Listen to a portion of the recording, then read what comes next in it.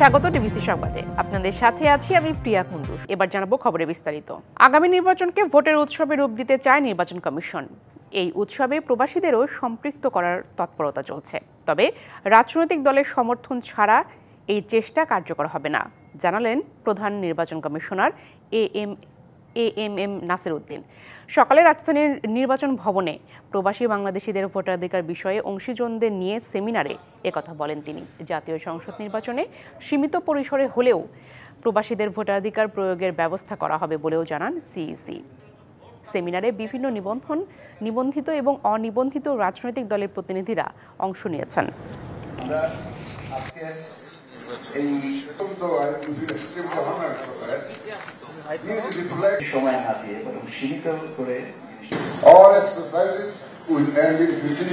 যদি আমরা রাজনৈতিক দলের সমর্থন না পাই, কারণ এই সমস্ত কাজে আউট অফ কান্ট্রি ভোটিংয়ে একটা ধরনের সিম্পলিসিটি যেমন ইম্পর্টেন্ট, তারপরে আইন কানুনের পরিবর্তন যাতে যথাসম্ভব কম করতে হয়, কস্ট ইফেক্টিভ যাতে হয় এবং মানুষের ট্রাস্ট যাতে থাকে, এগুলো সব ইনশিওর করে আমাদেরকে আগা। এবারও চোখ রাঙাচ্ছে ডেঙ্গু। চলতি বছর শনাক্ত হয়েছে 2000-এর বেশি, আর প্রাণ গেছে 18 জনের। আক্রান্ত হয়ে শকে চলে যাওয়া, দেরিতে চিকিৎসা নেওয়া সহ কয়েকটি কারণে বাঁচানো কঠিন হয়ে পড়ে ডেঙ্গু আক্রান্তদের। পরিস্থিতি মোকাবেলায় হাসপাতালগুলোতে আগাম প্রস্তুতি রয়েছে, জানিয়েছে স্বাস্থ্য অধিদপ্তর। 2 দশকের বেশি সময় ধরে বাংলাদেশে আতঙ্ক ডেঙ্গু। অ্যাডিস মশাবাহিত এই রোগে এ পর্যন্ত রেকর্ড 3,20,000-এর বেশি মানুষ আক্রান্ত হয় 2023 সালে, আর প্রাণহানি ঘটে 1,700 জনের। পরের বছর রোগীর সংখ্যা ছিল লাখের বেশি মানুষ। চলতি বছর ডেঙ্গুতে মারা গেছেন 18 জন, আক্রান্ত ছাড়িয়েছে 2000। এবছরও পরিস্থিতি খারাপ হতে পারে বলে শঙ্কা চিকিৎসকদের। যাদের রক্তচাপ কমে যায়, এই রোগীদের ম্যানেজমেন্টের জন্য ওই 1 থেকে 2 ঘন্টা খুবই গুরুত্বপূর্ণ। ওই সময়টায় সঠিক ডোজে যদি ফ্লুইড না দেওয়া হয়, তাহলে কিন্তু অর্গানগুলো ড্যামেজ হয়ে যায় এবং রোগী মারা যায়। তা আমাদের এখানে উপজেলা জেলা হাসপাতালগুলোতে এই ধরনের রোগীরা গেলে তাদেরকে রেফার করে দেওয়ার একটা টেন্ডেন্সি দেখা যায়। এই রেফার করলে কিন্তু অনেক রোগী তার ওই মূল্যবান সময়টুকু পথে নষ্ট করে ফেলবে। জনস্বাস্থ্য বিশেষজ্ঞরা বলছেন, স্বাস্থ্য ব্যবস্থায় ডেঙ্গু প্রতিরোধের যে কঠোর পরিকাঠামো প্রয়োজন তা গড়ে তুলতে পারেনি সরকার। একটা অপারেশন প্ল্যান হওয়ার কথা পঞ্চম এইচপিএনএসপির আন্ডারে, সেটা বন্ধ হয়ে গেছে। তার ফলে আমাদের এই কর্মসূচিগুলোতে কোনো অর্থ নেই। চিকিৎসক নার্সদের এই ডেঙ্গু ম্যানেজমেন্টে সারা দেশ জুড়ে প্রশিক্ষণ দেওয়া দরকার, কিন্তু মন্ত্রণালয়ে আমরা শুনলাম যে প্রশিক্ষণের টাকা দিচ্ছে না, একেবারে একটা ঝুঁকির জায়গা তৈরি হয়ে আছে। স্বাস্থ্য অধিদপ্তর বলছে, ডেঙ্গুর মৌসুমকে ঘিরে আগাম প্রস্তুতি রাখা হয়েছে হাসপাতালগুলোতে। প্রতিটা হসপিটালে ফোকাল পার্সন এবং সহকারী ফোকাল পার্সন নির্ধারণ করার জন্য বলা হয়েছে এবং একটা ডেঙ্গু কর্নার খোলার জন্য বলা হয়েছে। পর্যাপ্ত কিট, ডায়াগনোসিসের জন্য, রোগ নির্ণয়ের জন্য কিট এবং ঔষধ, বিশেষ করে স্যালাইন, এটা মজুদ রাখার জন্য আমাদের নির্দেশনা দেওয়া হয়েছে। সম্প্রতি এক সভায় নগর স্বাস্থ্য কেন্দ্র থেকে বিনামূল্যে ডেঙ্গু পরীক্ষার কথা জানান ঢাকা উত্তর সিটি কর্পোরেশনের প্রশাসক। ডেঙ্গু টেস্টটা আমরা ফ্রি সিটি কর্পোরেশন থেকে ওয়ার্ড ভিত্তিক করাই, কোনো টাকা লাগে না। তাহসিনা জেসি, ডিবিসি নিউজ, ঢাকা। হজ যাত্রার প্রথম দিনে সৌদি আরব গেলেন 1236 বাংলাদেশি। দিনের বাকি 5 ফ্লাইটে যাবেন আরও 2062 জন। এ পর্যন্ত ভিসা পেয়েছে 64,280 জন। এবার হজ যাত্রায় প্রথমবারের লাগেজ ভোগান্তি এড়াতে যুক্ত হয়েছে কালার ট্যাগ, চালু হয়েছে লাব্বাইক অ্যাপ। দেশের হজ যাত্রীদের কম বেশি 95%ই সৌদি আরবে যান ঢাকার হজরত শাহজালাল আন্তর্জাতিক বিমানবন্দর হয়ে।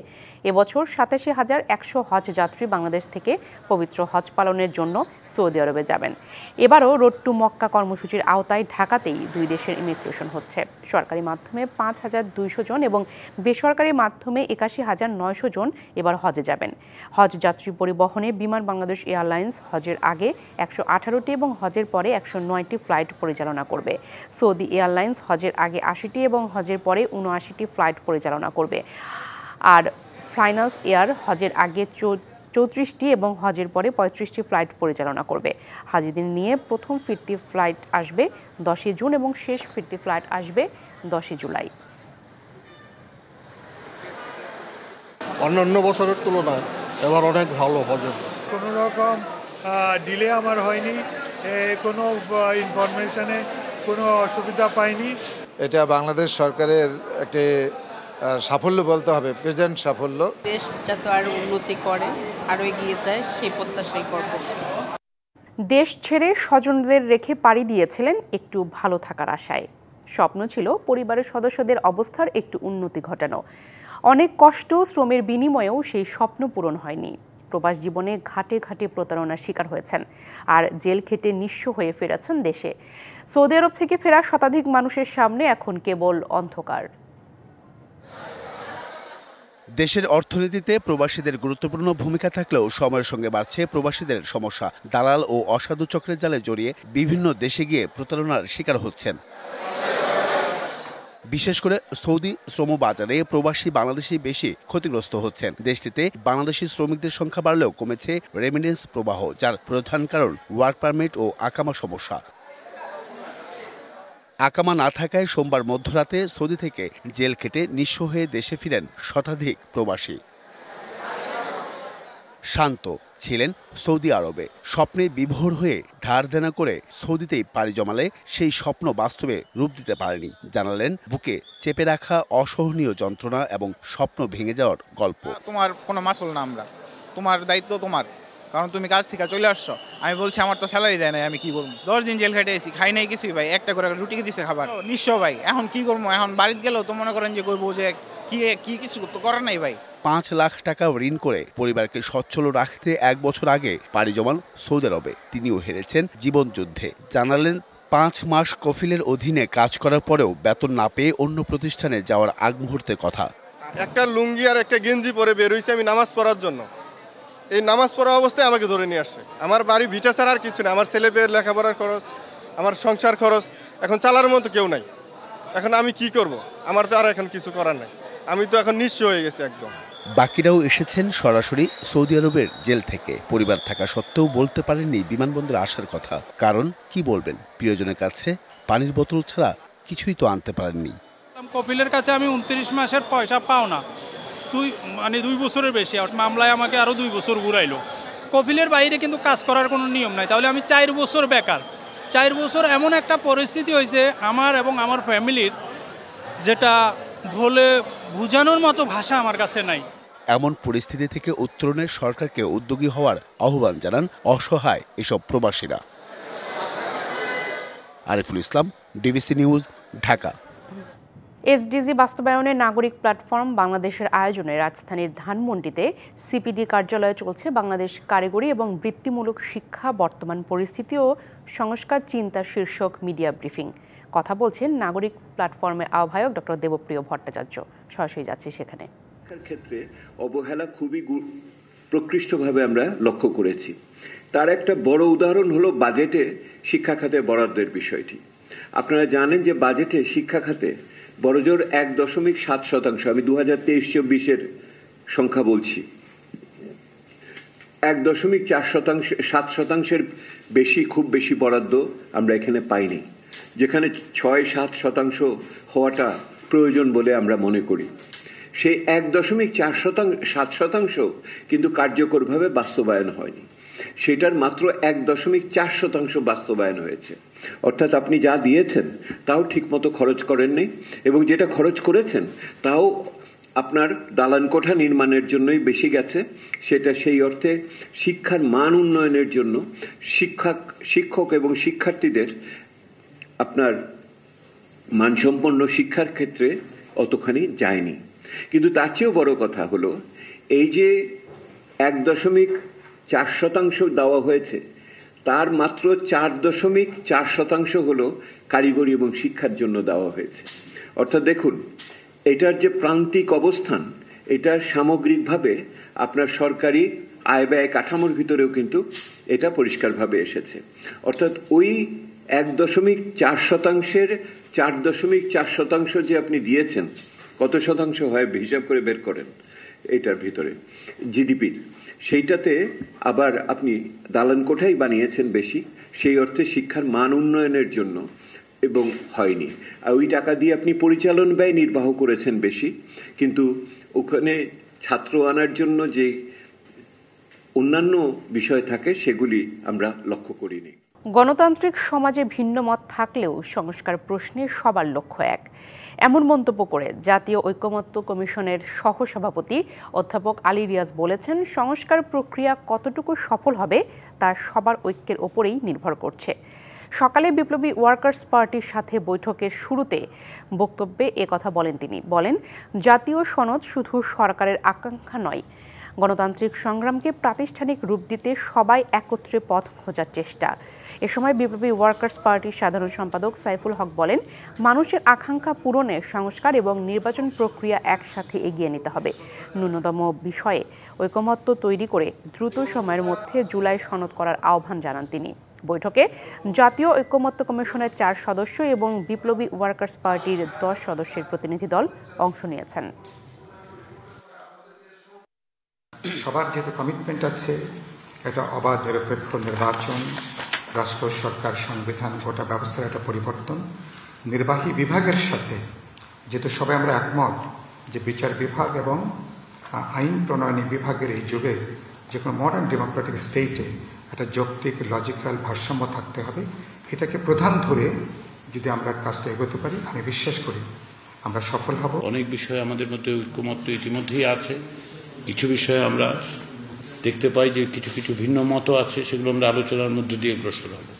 একটি গণতান্ত্রিক সমাজ অবশ্যই ভিন্ন ভিন্ন মতের সমাজ। আমরা সকলে এক ভাষায় কথা বলবো না, কিন্তু আমাদের লক্ষ্য এক। এবার দেখবেন CSRM এর সৌজন্যে ডিবিসি এক্সপ্রেস। জেলায় জেলায় সংকট সমস্যা, তা থেকে উত্তরণে চ্যালেঞ্জ আর সম্ভাবনার কথা তুলে ধরতে চলছে ডিবিসি এক্সপ্রেস। বিশেষ এই আয়োজনে মতামত থাকছে তৃণমূল থেকে শুরু করে নীতি নির্ধারকদের। আজ সারাদিন ডিবিসি এক্সপ্রেস আছে উত্তরের জনপদ গাইবান্ধায়। CSRM নিবেদিত ডিবিসি এক্সপ্রেস গাইবান্ধায় আজ সারাদিন থাকবে এবং সাধারণ মানুষ থেকে শুরু করে যারা নীতি নির্ধারক তাদের কথা তো বলবই। এখন আমি কথা বাড়াতে চাই না, আমার সঙ্গে যারা আছেন অর্থাৎ নানা শ্রেণী পেশার এবং নানা বয়সের মানুষ আছেন, তাদের কাছ থেকে আসলে গাইবান্ধার সংকটগুলো শুনবো, সেই সাথে গাইবান্ধার আসলে এই সংকটগুলো উত্তরণে আসলে কি করা উচিত সেসবও জানবো। একটু আপনার কাছে জানতে চাই যে আপনার কাছে যদি জানতে চাই যে পুরো গাইবান্ধা জেলা যেসব উপজেলাও রয়েছে, আপনার কাছে মনে হয় যে কি সংকট রয়েছে এই জেলায়? আমাদের গাইবান্ধা জেলা যেহেতু দারিদ্র এলাকা, আমাদের চর অঞ্চলে বেশিরভাগ প্রাথমিক মধ্য শিক্ষা প্রতিষ্ঠানগুলো উচ্চ কোনো মাধ্যমিক বিদ্যালয় নাই, যার কারণে কিশোরীরা বাল্যবিবাহের শিকার হচ্ছে এবং শিক্ষাক্ষেত্রে তারা ঝরে পড়ছে। একটা গুরুত্বপূর্ণ কথা বলছেন, এখানে চরাঞ্চল এলাকায় আসলে স্কুল আসলে সংকট, মানে প্রাইমারি স্কুল থাকলেও হাই স্কুল নেই এখানে। আপনার কাছে একটু জানতে চাই, আপনার কাছে গাইবান্ধার আসলে কোন কোন জায়গাগুলো মনে হয় যে এখানে আসলে উন্নয়ন দরকার?